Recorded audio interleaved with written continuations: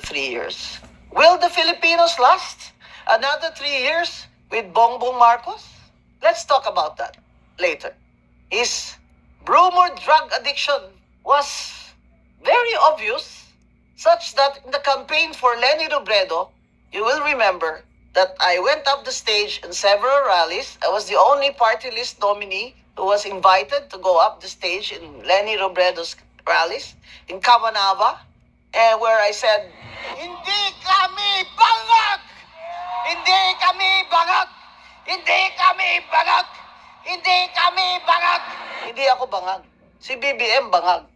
Which is a, common term, di ba? We even use it as a joke. Ano ka ba? Bangag ka ba? At hindi ka nagfo-focus dyan, di ba?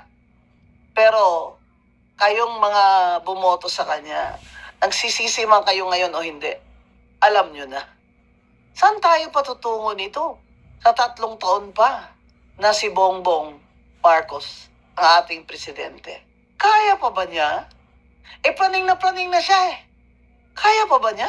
Kaya pa ba niya na half of the Filipinos, according to a survey, are suffering from hunger or have experienced hunger? Kaya pa ba niya na more than 2 million Filipinos are unemployed? Kaya pa ba niya na wala ng foreign direct investments, no matter how many times he goes abroad and pretends that he can attract foreign investments?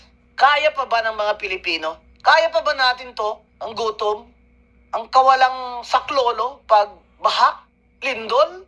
Kaya pa ba natin na absentee ang ating presidente at hindi natin mapapagkatiwalaan? Kaya pa ba ni Bongbong Marcos ang susunod na 3 taon ng mga problema ng bansa?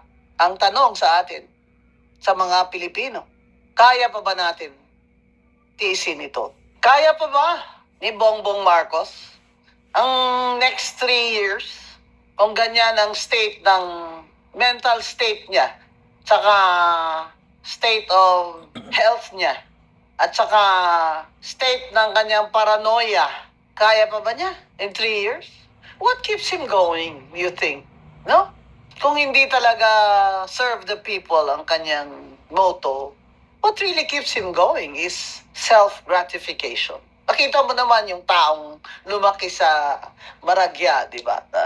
Wala nang kailangan magtrabaho or purpose in life, hindi ba? Kasi ang laki din naman ng pressure, no? Di ba? Tatay mo si Ferdinand Marcos, number 1 sa bar.